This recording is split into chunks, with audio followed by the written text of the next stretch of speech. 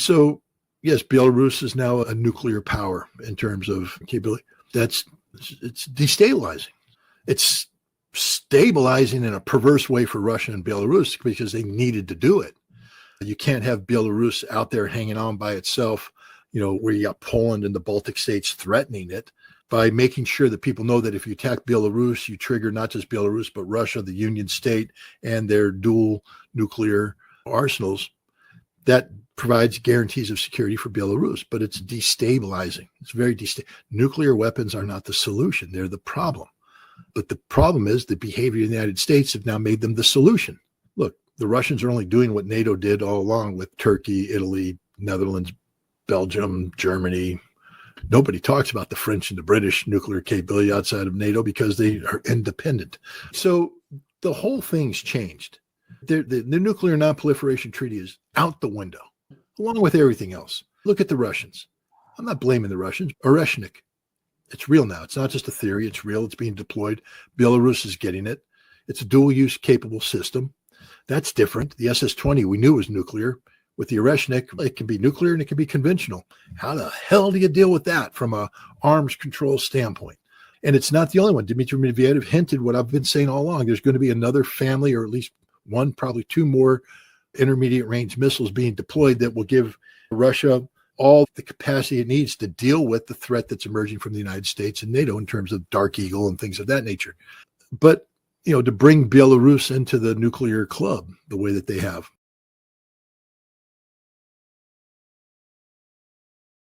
I don't think Donald Trump wakes up giving one rat's ass about the American people. He cares about Donald Trump. His administration right now is just bending over backwards to try and get him the Nobel Peace Prize. I wish we had an American president that had the discipline and the intellectual capacity and the integrity of a Vladimir Putin, and think about the general well-being of the people you're responsible for. I honestly believe when Vladimir Putin wakes up in the morning, his one driving force is, what can I do to make the life of the Russian people better? I believe it because you take a look at how he behaves and what he does. He acts on it. He's stopped 5 wars. You know that, right? He stopped all 5 of them. All 5 of the wars. And the 6th one, the big one, is Russia, and he's going to stop that too. And God, if the Russians ever say, all right, we'll do the ceasefire if the Ukrainians do this, he's going to say, I've stopped all the wars in the world. I am the ultimate peacemaker. You must give me the Nobel Peace Prize. Forget the fact that I bombed Iran in violation of international law and that I worked with the Israelis to carry out a surprise attack against Iran. Forget that little fact. That's just, come on. 2 submarines moving to Russia? Not a big deal.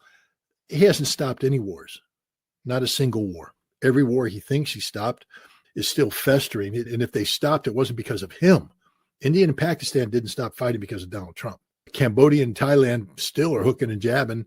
The Cambodians might want to nominate him for the Nobel Peace Prize, but the Thais aren't, because the Thais know the truth. There's still problems there. He talked about he sent a 3-man delegation to the Congo to try and cook up a deal between Congo and Rwanda, and they had to flee for their lives. Yeah, you stopped that war, didn't you, Donnie baby? He hasn't stopped a single war. And all he does is fuel wars. He sells weapons. The he's not just a hypocrite. He's not just a liar. He's ignorant, purely ignorant. And it's all narcissist based. This is all about Donald Trump. And my God, you have a president of the United States that is going to take all this power and just focus it on making Donald Trump seem like a great guy. $60 million worth of food to Gaza, but nobody's thanked me. Nobody's thanked me at all. Why aren't you thanking me? Why aren't you making sure the food gets to the people who need it? Somebody should thank me. This is where we're at right now. When was the last time Vladimir Putin had to go on national TV and beg people to thank him for something? Never. Look, put yourself in President Trump's shoes, okay? First of all, he's an idiot. Straight up idiot. Doesn't know anything about anything. And now you're dealing with Iran. For 25 years now, the American people have been told the Iranians are trying to build a nuclear weapon, that the Iranians are bad. And how do we reinforce the idea that the Iranians are bad? So the average American is just, all I have to do is play a couple movies. Maybe I can get Ben Affleck to make a movie about rescue. Oh, he did that already. And people watch that and they just are inherently afraid. Maybe I can get Sally Fields to do a movie about them kidnapping. Oh, it's been done. We make all sorts of movies that make the Iranians look like the worst people in the world. And now you have President Trump, what? And you want him to stand up and tell the truth to the American people? Then he has to explain. The Iranians don't have a nuclear weapon. Mr. President, yeah, what about that 60% enriched uranium? That's not really weapons grade. Mr. President, but do they have any use for that 60% enriched uranium? No, there is no viable use. I believe they're using it as leverage against this negotiating table. Mr. President, why would they want to do leverage unless they really wanted a nuclear weapon? Mr. President, they stopped counting centrifuges 2 years ago. Do we know where all the centrifuges are? Mr. President, if we don't know where all the centrifuges are, if you're explaining, you're losing. There's an answer for this. You have to, if you know your stuff, you can negotiate. But do the people want to listen? Do they want to hear? Do they want this data? I do. You do. A handful of people out there, the facts are important. But for the average American who gets up in the morning, goes to work, comes home at night, drinks a beer, watches TV, goes to bed, repeat, rinse all over again, they don't want to sit there and listen to Scott Ritter spout out technological and technical mumbo jumbo, because all they have to do, I found this out when I was having done weapons inspection in Iraq for 7 years. I resigned on principle, making the case that the U.S. was selling a false case for war. And so the American public is preconditioned into believing anything negative about Iran. And now, so we accept at face value the notion that the Iranians are trying to illegally acquire technology to produce a nuclear weapon. And it's been political generation after political generation buying into this, because the American people aren't programmed to accept that argument. I know. I went before the American people and articulated till my face was blue that Iraq didn't have weapons of mass destruction. Every word I said was proven true because it was the truth. I lived it for 7 years, but didn't matter. All Rush Limbaugh had to come out and go, Scott Ritter, he drank that Kool-Aid, baby. Oh, yeah, Scott Ritter drank the Kool-Aid. Nope, Saddam's got weapons of mass destruction. And all the Rush Limbaugh fans out there went, yep, Iraq's got weapons of mass destruction because Rush Limbaugh told me. That's how it is with Iran. And Mark Levine, all Mark Levine has to do is count, them Iranians are building a nuclear weapon. There it is. It came from Mark Levine. It's got to be true. It doesn't matter that we can get people out there and say, no, Donald Trump's not in the business of explaining to the American people. He's in the business of taking the path of least resistance to achieve an outcome that's most favorable for the promotion of Donald Trump. He doesn't want to go down in history as the man who facilitated an Iranian uranium enrichment program that the American people have been told for 25 years represents an existential threat to the United States and the world. That's not Donald Trump's job. He wants to go down in history as the man who solved the problem that nobody else could solve for 25 years, the Iranian nuclear program, by eliminating it, not by saying, yeah, let's let it live and prosper and do whatever it wants to do because they're allowed to do it under Article 4 of the NPT. Donald Trump doesn't even know what Article 4 of the NPT is. That's where we're at right now.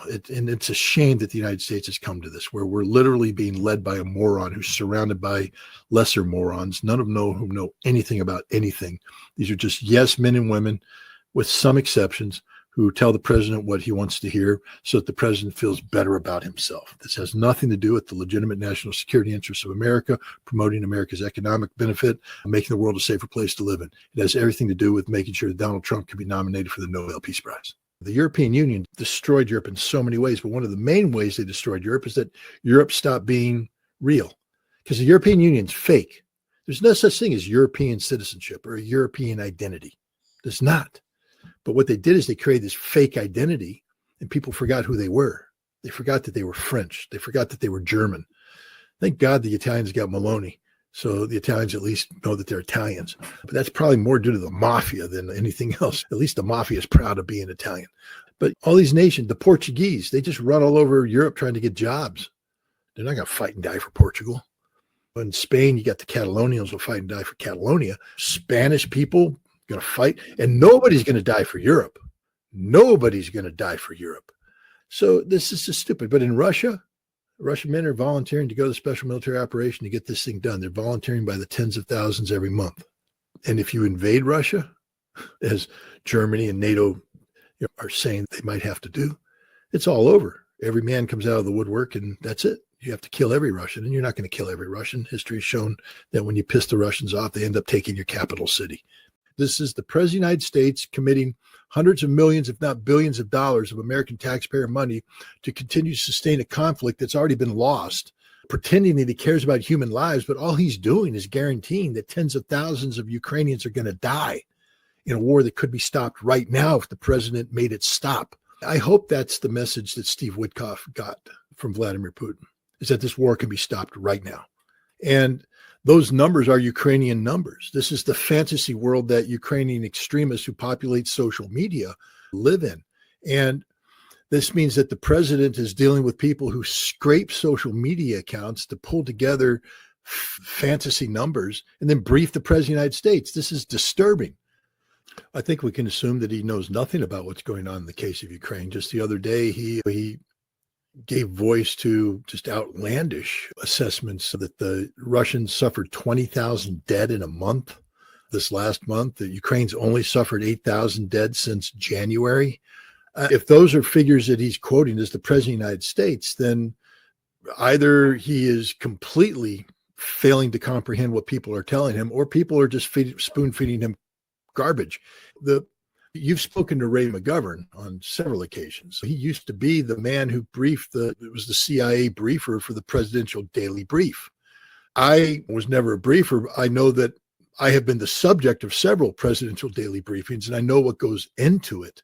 The level of scrutiny that information gets before it's included in something that's briefed before the president of the United States, considered to be the most powerful person in the world, who should only have access to the most accurate, verified, fact-based information, carefully assessed information in the world, was amazing. The CIA bent over backwards to make sure that if it got into the PDB, it was good, because you don't get second chances at that level. This is the president of the United States.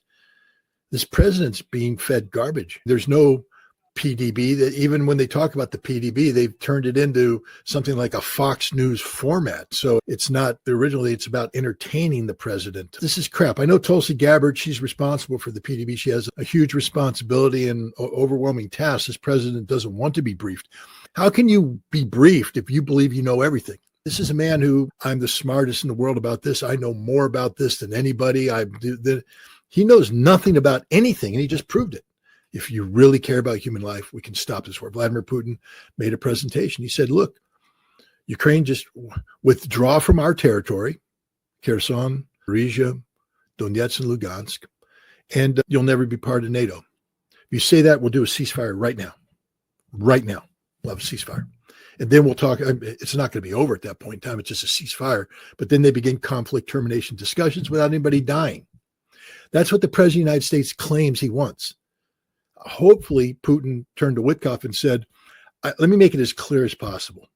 We're advancing, and we will continue to advance until we've taken back all our territory. That's not Ukrainian territory. Sorry. It never will be again. It's Mother Russia. And this is the trajectory we're on.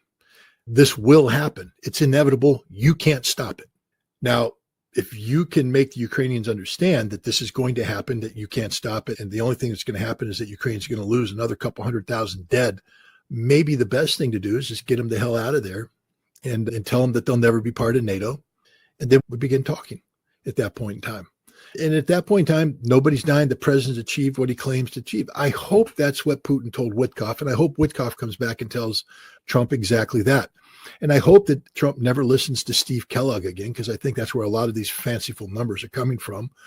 And I hope that Pete Hegseth takes a lead from Trump and tells people like Christopher Donahue to shut up about Kaliningrad, and maybe start telling Whitaker, the ambassador to NATO, to tone it down. If you ever call Putin, I forget what he called you, just insulting words. If you ever do that again while I'm trying to have a negotiation to bring it into a conflict, I'll fire you, arrest you, and put you in jail for the rest of your life. What kind of idiot does it take? This man's a former prosecutor. He's supposed to have a couple brain cells up there. First of all, I think one of the reasons why J.D. Vance is laying low right now is because of the Epstein controversy. And he doesn't want, and I don't think Trump wants it to spill over on him. And so you keep the vice president out of these things. Although I guess there's a meeting right now with J.D. Vance about releasing the transcripts or the recordings of the most recent meeting between the federal deputy attorney general of the United States and Ghislaine Maxwell. So who knows?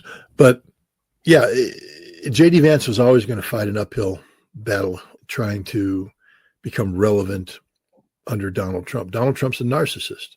He's the only one that counts. Donald Trump doesn't share power. Donald Trump doesn't delegate. And Vance will be given an opportunity here, an opportunity there to shine. But look at Vance went to Munich. and spoke at the Munich Security Council, and you have people, security conference, and you have people saying that, what a speech. That's one of the greatest speeches made in that conference since Vladimir Putin took down the house in 2007. Normally a president would say, my vice president went out there and kicked ass and I'm very good. Trump's like, you're not allowed to shine brighter than this star. So we're going to bring you back here and we're going to snuff out the light. You don't get to go out and play anymore. And that's one of J.D. Vance's problems, is that he is a tool, but the president doesn't want to give the tool credit for anything. The only good news from the Trump perspective is that the Democrats are so god awful that they, even in an environment where they should be thriving and gaining votes and having their voice heard, they're still losing popularity because they're just that bad. They're so bad that they're losing popularity at a greater rate than Donald Trump, who's very bad. Donald Trump is not a man of character. He's not a man of courage. So he's going to take the path of least resistance. And that's the mastery of AIPAC and the whole pro-Israeli lobby, is that they have made life easier for those who support the cause of Israel. And they make life harder for those who go against it. And Donald Trump is a man that believes in taking the easy path. Look at tariffs. There's no master stroke here. He's just throwing out random numbers and then changing them and going on. Not because if he truly believed in something, he could articulate the stance he believed in. He could go out there, defend it. He could withstand the opposition. But he just tells lies. I'm gonna generate enough tariff-based income to make sure that Americans who earn less than $200,000 a year don't ever have to pay income tax again. And everybody goes, really? Oh, that's it. I get back to that. Don't pay taxes again. Not anything about Israel, Gaza, and all that. We don't have to pay taxes again. This is the code that Donald Trump has broken, as he plays to the lowest common denominator, and he can shift as the days on because the political memory of these people is zero. He just has to keep saying the right words. He'll refine his message, his lies. That's where we're at. It's not that the Israeli lobby controls Donald Trump. I don't believe they do. I believe that Donald Trump is such a weak man that he takes the path of least resistance, and the Israeli lobby provides the path of least resistance. Everything has changed. Everything. Every red line that we thought couldn't be crossed was crossed. And the whole region is different now. We talked a lot about, and Professor Miranda, Iran can do a lot of damage to Israel. We all talked about that, but that was all hypothetical. Now we know it's real. We know that Iran is capable of doing a lot of damage to Israel. We know that air defense or missile defense systems don't work. We know that Iran is a hell of a lot more vulnerable to Israeli action than anybody thought they would be. We know a whole bunch of things that now allows us to put, in the past when we were trying to basically take one of those 1,000 piece puzzles and tell what it was with 15 pieces. All right, there's 15 pieces. Tell me what I'm looking at. I don't know. Yeah, I can speculate, but I don't know. It's only 15 pieces. We poured about 500 pieces on the board, and those pieces are connecting together. And I think now we're able to say, it looks like we're looking at a mountain scene with a river and a field of flowers. And that's probably what we're looking at now. There's a whole bunch more pieces of the puzzle on the table right now. And I think things are becoming much clearer. It's not a picture I wanted to see. I'm not one of these cheerleaders out there. They were like, Iran needs the bomb. The NPT no longer has any value. See, I was a big believer in the NPT. I was a big believer in international law. I was a big believer, and I still am, in the potential of it. But when the United States and Israel can get away with literal murder, with a Pearl Harbor event, with the lies, where's the shame? Telling the Iranians that we're going to have this negotiation and then allowing Israel to bomb them to try and kill the negotiating team along with the rest of. Where's the shame? No, I don't want Iran to have the bomb. I believe in getting rid of nuclear weapons, not promoting it. If this can be done in a way that the spread of nuclear capability is limited to Iran, and maybe this is what triggers Israel working on a solution to get rid of their nuclear weapons in exchange for Iran and verifying a nuclear-free zone. Okay, that's one way to get rid of the Israeli bomb. I think everybody's in agreement Israel shouldn't be allowed to have nuclear weapons. And it's a hell of the hypocrisy of saying it's okay for Israel to have it, turn a blind eye, but oh my God, if the Iranians get it. When it became clear to me the Iranians just didn't care about anything related to the inspectors. That part of their life was over, and they're moving on to a new reality. then there's no trap. Maybe it's a reverse trap. But now the Iranians have set in motion events that will inevitably lead to a military strike unless they deter it with a declared nuclear weapons capability. And I think that's the next step that's going to happen here. And I basically said that the Iranians have fallen into the inspection trap by not allowing the inspectors back in. They've set themselves up the way the Iranians set themselves, the Syrians set them up, so now they're at the mercy of inspections. The Iranian solution is to say, we don't care. We don't want them back. And we're not trying to get them back. And we're going to function without them. We no longer accept that scenario. What made inspections work with Saddam Hussein is that he wanted sanctions lifted. And the only way to get sanctions lifted was through an inspection-based outcome. The same thing with the Syrians. But the world's changed. Again, who predicted an Israeli surprise attack while the United States was negotiating? Where's the genius that said, I got that one. It's on my bingo card. Nobody predicted it. No. Nobody predicted. And when it happened, we all were doing the same thing. What? How could America do that? How could Donald Trump do that? And again, it comes back full circle. Steve Witkoff went to Russia. Yeah. You got to believe in the back of the Russians' mind, it's saying, we can't trust a word you're saying. You just sent 2 frickin' submarines closer to our shore armed with Trident nuclear-armed missiles. And now you want us to listen to you as if that's all going to come up. We don't trust anything you say. That's why the Oreshnik is operational. The Oreshnik is alive. That's why Dmitry Medvedev did the unprecedented thing of talking about dead hand, even though he said maybe it doesn't exist.